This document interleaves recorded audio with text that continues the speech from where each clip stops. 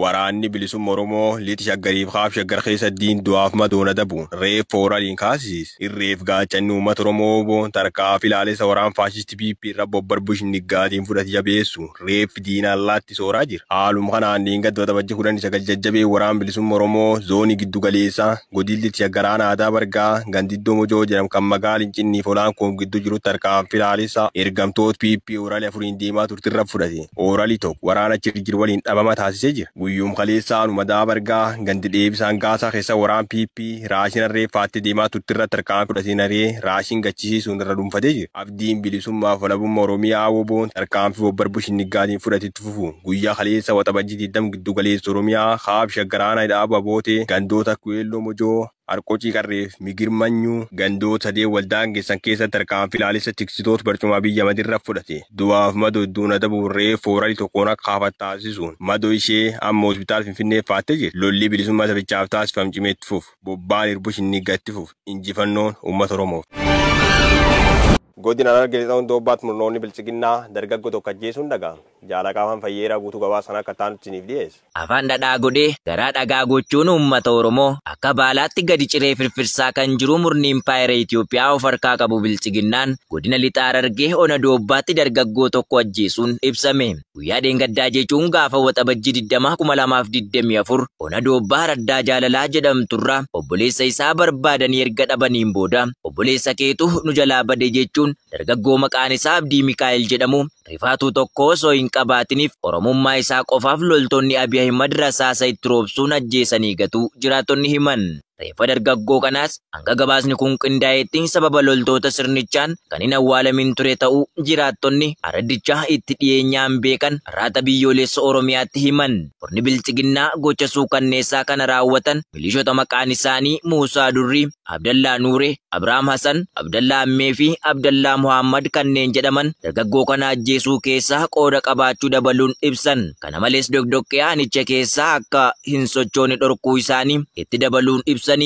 Bawallaggaa Anaaroo Limmoo keessa qonnaan bultoo jala manneen waraan faashistii PP'n gubachuun dhaga'ama. Jaalboori addunyaa guutuu gabaa sana akka ta'an isiniif dhiyeessa. Koloneel Abiy Ahimad bara dheeraa dura cunqursaa abbootiin irree warreen sanyii mootii ofiin jedhan Oromoo irratti gochoota dabaa harka muraa fi harma muraa taasisaa turan bifa jijjiiree bulchiinsa aangoosaa keessatti ajjeesee bineensa nyaachisu mana gubee maatii bakkeetti hambisuu fi hidhee mana hidhaa keessatti qaama hir'uu taasisuu hojiisaa guyyuu godhatee jira. Seenaa addunyaa keessaa mootummaan cunqursaan kufu akka hin oolle dagatee sirni bilchiginnaa hawaasarraa dhalate bakka summaa dhorkatee jiraachuun godina Baha Wallaggaa aanaa Haroo Limmuu ganda Gaattiraa Dambii Araddaa Koboo Maaruu jedhamutti manneen jiraattotaa hedduu gubuun ifoomeera. Manneen jiraattotaa dheengadda waxabajjii 2024 kan gubate yoo ta'u maqaan namoota manneen isaanii gubatee muraasni kan nugee obbo Faayisaa Dabaloo yaadataa dhugumaa fi obboleessa isaa waliin akkasumallee gammachuu aayiluu namoota jedhaman jalaa qabeenya guutuu waliin ibiddatti shidanii gubaniiru. Oduu saamichaa wal qabatuun ammoo horii uummataa ooffachuun kaan qalachuun kaan kan ooffatan yoo ta'u obbo Shifarree Faayisaa jalaa oolaa korbeessa tokko qalatanii sangoota hedduus uummata jalaa saamuun bakka addaa Suggee jedhamutti qalatanii nyaachuun beekameera. Obbo Lammaa kan jedhamu ammoo sangoota lama kan isaan namarraa fudhatanii ittiin qotachaa turan bakka qonnaatti deemanii harkaa fudhatanii kan deeman ogguu ta'u maanguddoo Dojaa Faayisaa jedhamu ammoo reebicha jabaa irratti taasisuun saanjaa waraananii deemuu ONM odeeffateera. Godin Bashaggaraana Liiban Cuqqaalaa keessatti waraan sirnichaan qabeenyaaf manneen uummata gubachuun dhaga'ama.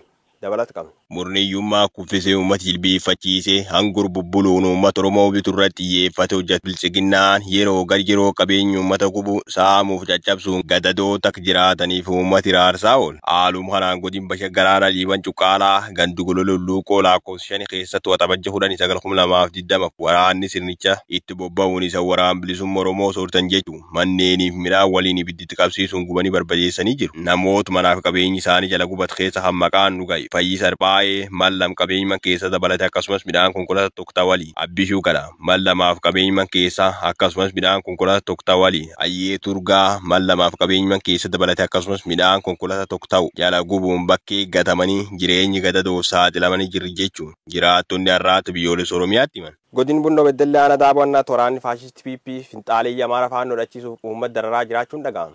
Jaalnaatu lammii guutuu gabaasa kan akka ta'an isiniif dhiyeessa. Jireenya hawaasaa hundeerraa siyaasaa fi misoomaan furuurraa guyyuu murni kufee ka'uun ajandaa diigumsaa fi dhumaatii saba Oromoof hojjetu erga bu'aa warraaqsa qeerroo fi qarree butuun aangoo impaayiritti harkatti galfatee kaase Oromoota moggaatti dhiibuun dararuu jabeessee jira. Erga rakkoon siyaas dinagdee fi hawaasummaa cimaan sirnicha mudachuu eegalee kaases hanqina bulchiinsaa aangoo isaaniif furmaata kaa'uu dhiisuun jiraattota buqqisuu fi manneen irratti gubuun duudhaa fi safuu hawaasa Oromoo cabsanii saboota baroota dheeraaf hawaasicharraa gargaaramaa tures itti ijaaranii impaayiritti keessatti Oromoo iraarsuu jabeessanii jiru. Akka kanaanis godina Bunnoo Beddellee aanaa Daaboo Wannaatti bulchaa naannichaa uummata sanyiin Amaara ta'anii faannoon ijaaramanii jiran meeshaa hidhachiisuu fi maallaqaanis bitatanii hidhatan akka uummata Oromootti hin dhaananiif eeyyama kennuufiin ifoomee jira. Aanicha ganda dhidheessaa keessatti harka murna abbaa irree bilxiginnaan qawween gaafa waxabajjii 17 bara 2024 garee finxaaliyyaa Amaaraatti hidhamee akka jirus himamee jira. Oduudhaan wal qabatuun ammoo waxabajjii 19 bara 2024 jiraataan ganda Haayinoo Gammoojjii kan maqaan isaa Biraanuu Dhugumaa jedhamu halkan sa'aatii 8 irratti waraana piipiin qabamee dhabamsiifamuun beekamee jira. Gareen maafiyaa piipii uummata Oromoo dararuu fi balleessuu qofa irratti xiyyeeffatee hojjechaa jiru. Guyyaa guyyaa waraana barcuma siyaasa isaa tiksaniif bobbaasuun qe'ee uummata Oromootti gadda uwwisaa fi baasiif saaxilaa oola. Haaluma kanaan kaleessa waxabajjii 2024 giddugaleessa Oromiyaa kaaba Shaggar aanaa hidhabuu abootee ganda Harqocii Qarree keessatti waraanni faashistii piipii nama maqaan isaa Obbo Bojaa Addunyaa jedhamu rasaasaan rukutuun madeessanii jiru. Obbo Bojaan badii qabaatee osoo hin taane tarkaanfii waraanni bilisummaa Oromoo gandicha keessatti fudhateen kasaaraa namaa fi qabeenyaa irra geetti aaruun nama nagaa kana rasaasaan akka madeessan jiraattonni ijaan argan himan. Kana malees Harqocii Qarree Migira Manyuu fi Weelloo Mojoo irratti fageenya irraa meeshaa waraanaa guddaa Zuu 23 waraanni faashistii piipii kun dhukaasee miidhaa uummata irraa qaqqabsiisuu hawaasni himuun maqaa fi namoota meeqa irratti akka raawwate adda baasuu akka hin dandeenye arraata biyyoolessa Oromiyaatti himaniiru. Naannoo haaraa giddugaleessa Itoophiyaa aanaa addaa Maaraqoo keessatti bilxiginnaan nu hin filattan taanaan tajaajila hin argattan jechuun uummata iraarsaa jiraachuun beekame. Dabalata qabna. Ganaa bilchaataa mul'ata qabu hawaasa biratti hawwattummaa qabu yaada mo'ataa qabuu fi hojiin isaa fagoorraa urgaa'ee mul'atu ta'uu dhabuun bilxiginnaan yaada kufaa fi dadhabaa baatanii harka xurii fi dhiigaan faalamuun uummata biratti akka bulchiinsa baaramaatti ilaalamanii uummata biraa sagalee dhabanis akkuma baran humnatti fayyadamuun waanuma nuti jenne godhaa jechuun waanjoo isaanii uummatatti jabeessaa jiru. Yeroo ammaa bakkoota tokko tokkotti maqaa itti guutii filannoo jedhuun filannoo sobaa uummata bakka hin buune gaggeessuun aangoo uummataa ofii dhuunfachuun uummataa fi biyya ittiin iraarsaa jiru. Qabeenyaa biyyattiin qabdu kan maqaa galii biyyaa jedhuun walitti qaban lammiileen cuftii walqixaa itti tajaajilamuu otoo qabanii qabeenya dhuunfaa isaanii fakkeessuun yoo nu filattan malee xaa'oo hin argattan daandii mana barumsaa fi dhaabbilee tajaajila hawaasummaa biroo hin argattan jechuun uummata doorsisuun waanuma baratamaa ta'edha. Yeroo ammaa kanas bulchiinsi Koloneel Abiyyi Ahmed impaayiritti afaan qawweetiin of jalatti bulchuuf qawweetti abdatus diddaan fincila uummataa baay'ee itti hammaachuurraa kan ka'e ammeenyummaan guyyaa guyyaan dabalaa jira. Akkuma kanaanis dheengadda waxabajjii 19 bara 2024 naannoo haaraa giddugaleessa Itoophiyaa aanaa addaa Maaraqoo ganda Diida Aliiboo jedhamu keessatti bilxiginnaan filannoo guutii marsaa lamaffaa achitti taasisuuf ture diddaa uummanni agarsiisaa jiruun tajaajila hawaasaa akka hin arganne taasisaa jiru. Haa ta'u malee bulchiinsi gandichaa nama maqaan isaa Jabeessoo Kaasaa fi itti aanaa isaa kan ta'e Jaadaa Xumeeboo kanneen jedhaman yeroo ammaa manneen hawaasaa irra deemuun filannoo marsaa sadaffaa kanaaf yoo bilxiginnaa filattan malee xaa'oo hin argattan jedhe ifaan ifatti dubbachaa jiraachuu fi reebichaa hidhaa hanga ajjechaatti naannichatti ammeessuu har'aati biyyoolessa Oromiyaatti himaniiru. Dabalataanis akka jiraattonni naannoo sanaa har'aata biyyoolessa Oromiyaatti himanitti sabaa fi sablammoota biroo waliin ta'uun sirnicha ofirraa buqqifna malee xaa'oo isaanii hin barbaannu uummata Oromoo biraan sagalee keenya nuuf ga'a miidiyaa dhugaaf dhaabbatu har'aatni biyyoolessa Oromiyaa sagalee nuuf haa ta'u jechuun yaada isaanii ibsataniiru. Godina Arsii Bahaa aanaa Jajuu keessatti miidhaan hawaasa nagaarra ga'aa jiru daran hammaachaa jiraachuu jiraattonni har'aata biyyoolessa Oromiyaatti himan.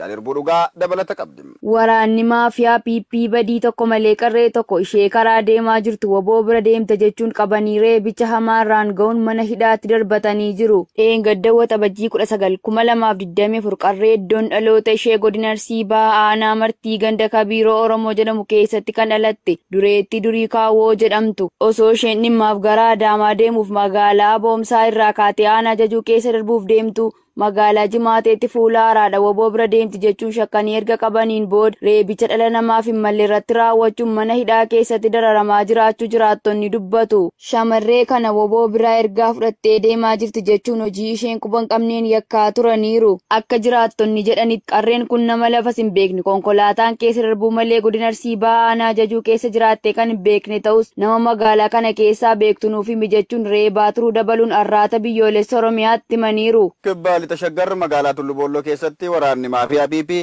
dargaggeessa tokko mana hidhaatii baasuun ajjeesanim. Jaalaa Caaluu Roobaa waan qindeeffate qabam. Murni abbaa irree bilisiginnaa daangaa aangoo dhabuun aangoo mana murtii dabalatee caasaalee cufa dhuunfachuun mana murtii moggaatti dhiisanii koree nageenyaa jechuun ragaalee fi qorannoo seeraa malee daangaa aangoo mana murtiitti darbuun murtii siyaasaan seera malee ol adeemaa Oromoo kichuu baay'ee waan siyaasa hin beekne karaa deebisaa jiru. Waxabajjii 2024 godina lixa shaggar magaalaa Tulluu Boolloo keessatti toora naannoo sa'aatii fi daqiiqaa 20tti warri ajjeesuun injifatamuu isaanii ofirratti mirkaneessa. Mana hidhaatii baasuun nama maqaan isaa Margaa Raggaasaa jedhamu ajjeesuun barameera. Dargaggoon kun dhalataa aanaa Tolee yoo ta'u bakka itti hidhamee ture aanaa Bachoo magaalaa Tulluu Boolloo keessatti sirna akka taphaatti lubbuu ilmaan Oromoo balleessuun akka ajjeefame jiraattonni arraata biyyoolessa Oromiyaatti himaniiru.